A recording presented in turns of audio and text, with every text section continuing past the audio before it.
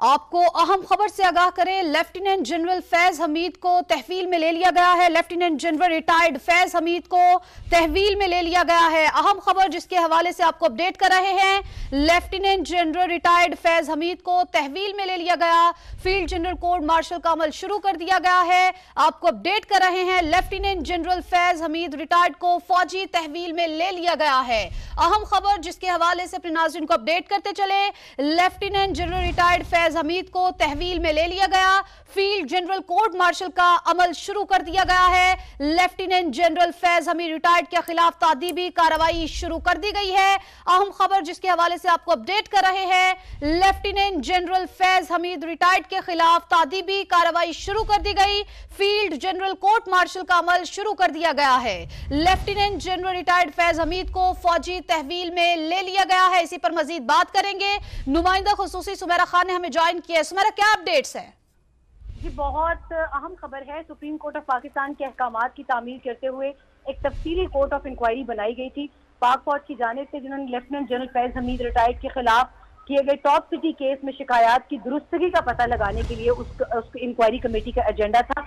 नतीजतन Pakistan army act की दफात के तहत lieutenant general retired Faiz Hamid के खिलाफ मुनासिब तादीबी कार्रवाई शुरू कर दी गई है।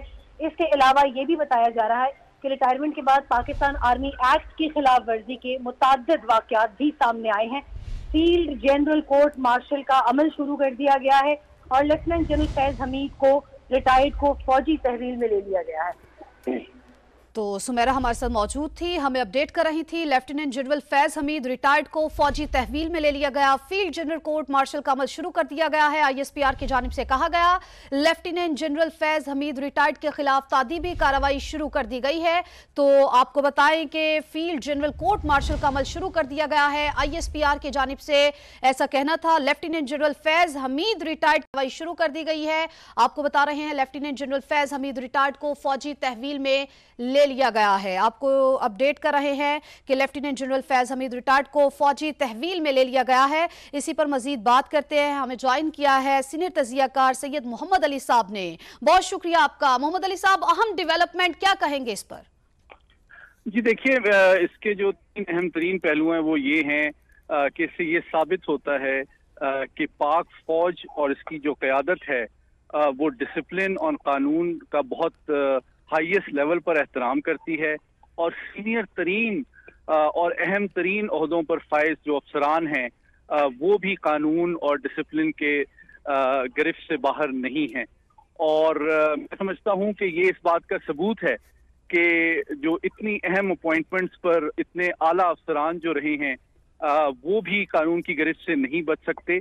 और अब जो ताज़ा तरीन इतलात हैं, मैं ये तवक्को करता हूं कि इस पूरे प्रोसेस को जल्द से जल्द अपने ठीक, हमारे साथ मौजूद थे सैयद मोहम्मद अली साहब। मजीद भी इनसे बात करेंगे। अभी हमें ज्वाइन किया है तजियाकार नदीम मलिक साहब ने। नदीम मलिक साहब, आपका बेहद शुक्रिया। नदीम मलिक साहब, lieutenant general Faiz Hamid retired को फौजी तहवील में ले लिया गया है, क्या समझते हैं कानून की गिरफ्त से अब कोई नहीं बच पाएगा? बहुत मुनासिब होगा कि बहुत ट्रांसपेरेंसी के साथ, शफाफियत के साथ और खुली अदालत के अंदर ये जितने मामला, ये कोर्ट ऑफ इंक्वायरी जो मार्शल वाली कार्रवाई है, ये कोर्ट मार्शल वाली कार्रवाई है, ये शायद उतनी पब्लिक नहीं होती, लेकिन जितना इसको शफाफ और ट्रांसपेरेंट बनाया जाए उतना ही अच्छा होगा, क्योंकि इनके ऊपर जो इल्जामात की नौयत है वो बहुत संगीन है। टॉप सिटी के मालिक ने जो इल्जामात आयद किए थे उसमें तो जोर जबरदस्ती के साथ जमीन हथियाने, उनसे पैसे लेने, फिर ये घर की फैमिली के मेंबर्स तक उड़ाने और हरासा करने के इल्जाम शामिल हैं। और ये सर्विंग जब थे, ये उस वक्त के इल्जाम है जब इन ऑफिस थे। तो बहुत संगीन नौयत की चार्जशीट है और उसके ऊपर फौज का इनिशिएट करना कार्रवाई काबिल सताइश है। और बहुत अच्छा है कि ISPR ने इसके ऊपर पब्लिक स्टेटमेंट जारी की है। अब मेरी तो जाती तौर पर ख्वाहिश ये होगी कि इस कार्रवाई की डे टू डे जो अपडेट है वो भी पाकिस्तानी अवाम के साथ शेयर करनी चाहिए। इल्जामात की नौयत क्या है और अभी तक तहकीकात के नतीजे में क्या चीजें और क्या शवाहिद सामने आए हैं, ताकि पूरा जो चार्जशीट है वो इस्टेब्लिश हो, लोगों के सामने हो, किसी को ये शिकवा ना हो कि उसके साथ ज्यादती की गई, जोर जबरदस्ती हुई। और शिकायत की नौयत जो है वो भी अवाम के नॉलेज में होनी चाहिए कि ये इल्जाम था। क्योंकि मुझे याद पड़ता है कि जब ये इंटीरियर मिनिस्टर थे राना सनाउल्लाह, तो हमने इनसे पूछा था कि ये जमीनों वाले मामलात का इल्जाम है जनरल फैज के ऊपर, तो एक हाउसिंग सोसाइटी का जिक्र आता है, तो उनका जवाब था एक हाउसिंग सोसाइटी का एक से ज्यादा हाउसिंग सोसाइटी के वायलेशन में वो इन्वॉल्व है। ये उनका जवाब था। तो अगर ये नोयत है तो फिर ये बहुत संजीदा मामला है और फौज को इसके ऊपर बहुत खुलेआम आगे बढ़ना चाहिए और मेरे ख्याल में इस मामले में उनको शाबाश देनी चाहिए कि जितने भी ऑफिशियल्स के खिलाफ इस तरह के इल्जाम आए उनको खुले तरीके से तहकीकात करके सजा के अमल से आगे बढ़ाएं। जी, मीडिया को भी है कि वो भी इस मामले पे रिफ्लेक्ट करे कि उनके इदारे के अंदर भी अगर कोई अहम ओहदों पे फाइज लोग किसी कार्रवाई में मुलव्वस रहे हैं तो उनको उसके हवाले से भी सोच सर्चिंग की जरूरत है, ताकि एक स्पिरिट पैदा हो और अवाम के जहनों और दिलों में तमाम रियासती इदारों के ऊपर एहतराम और एतमाद का जो जज्बा है वो मजीद परवान चढ़े कि कहीं भी कोई अपने ओहदे और सीट को अगर किसी गैर कानूनी सरगर्मी में मुलव्वस होने के लिए या अपने फैमिली या ज़ात को फायदा पहुंचाने के लिए इस्तेमाल करता है तो उसके खिलाफ कार्रवाई की जाएगी और वो कानून के शिकंजे से नहीं बच सकता। इसी जज्बे और स्पिरिट के तहत हम आवाम से तवक्को करते हैं कि बतदरीज हमारे मुल्क में अदालती और इंसाफ के मामलात पर एतमाद बढ़े और लोग कानून का एहतराम शुरू करें, क्योंकि अगर सीनियर अफसरान जो हैं वो इस तरह की कार्रवाइयों के बाद कानून से अगर बच जाएं तो फिर आप कैसे तवक्को कर सकते हैं कि आम आदमी उस कानून का एहतराम करे। साथ ही रहिएगा। नदीम मलिक साहब, जिस तरह से सैयद मोहम्मद अली साहब ने कहा है कि ये एक पैगाम है सियासी क़यादत और बाकी सबके लिए भी, आप समझते हैं कि वाकई एक पैगाम है और इसी जज्बे के तहत कार्रवाइयाँ होंगी और कानून का एहतराम जो है उसको सबसे बाला रखा जाएगा?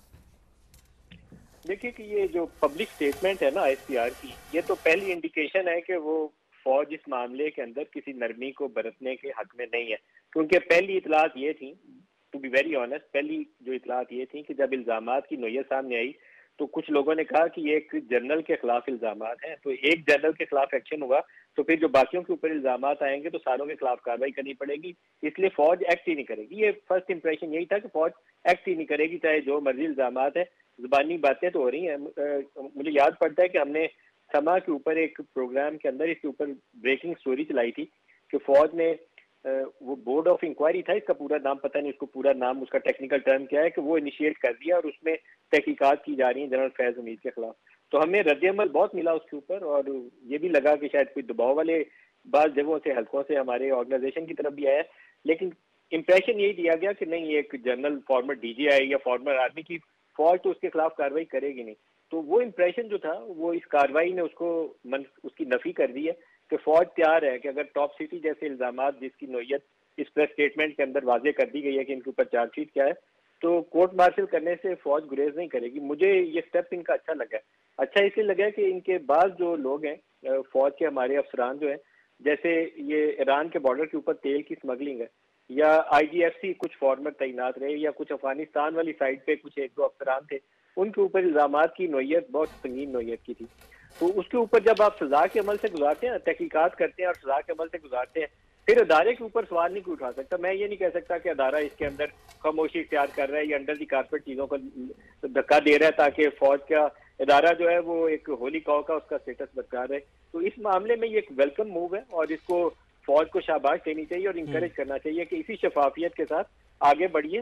फौज का इदारा इससे मजबूत होगा, तवाना होगा, लोगों का इत्मीनान बढ़ेगा जब वो कार्रवाई करेंगे। कोई भी शख्स अगर कोई सी करप्ट प्रैक्टिसेस के अंदर इन्वॉल्व है, आइन शिकनी में इन्वॉल्व है, स्मगलिंग के अंदर किसी का नाम आता है, तो उसके खिलाफ कानून हरकत में आना चाहिए। ये वेलकम मूव है।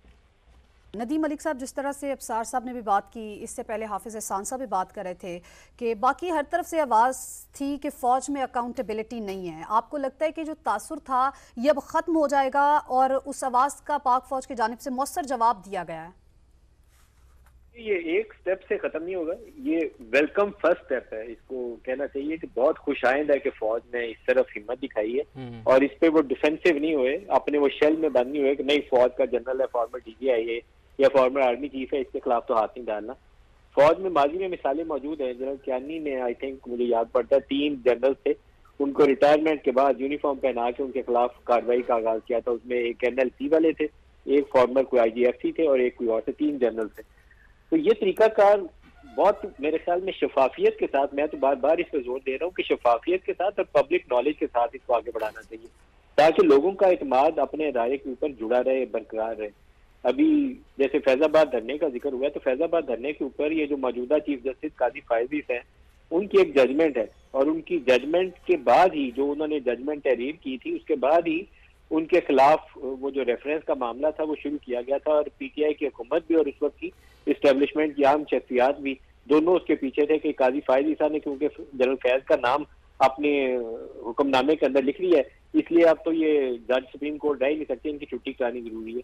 शौकत सिद्दीकी साहब हमारे सामने एक मिसाल है, जिन्होंने मिसाल दी कि किस तरीके से नून लीग की क़यादत के खिलाफ फैसले लेने के लिए उनको दबाव का सामना करना पड़ा, और फिर वो अपने जज की हैसियत से नौकरी से ही चले गए। तो ये मामला तो अनहोने नहीं है, ऐसे मामला पाकिस्तान में अभी इस्लामाबाद हाई कोर्ट के जजों ने जो खत लिखा है उसके अंदर अभी भी उन्होंने ओहदों समेत मुख्तलिफ वाकयात दर्ज किए हैं।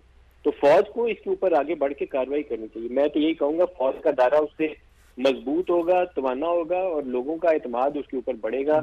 फौज ऐसी होनी चाहिए आप जिसके ऊपर आंखें बंद करके आप, या सुप्रीम कोर्ट या फौज, ये ऐसे इदारे हैं आप देखते हैं मुश्किल में देखते हैं, तूफान आ गया, मुल्क के अंदर हालात खराब है, तो आप फौज पर देखते हैं, फौज आएगी तो ये मामला संभाल लेगी।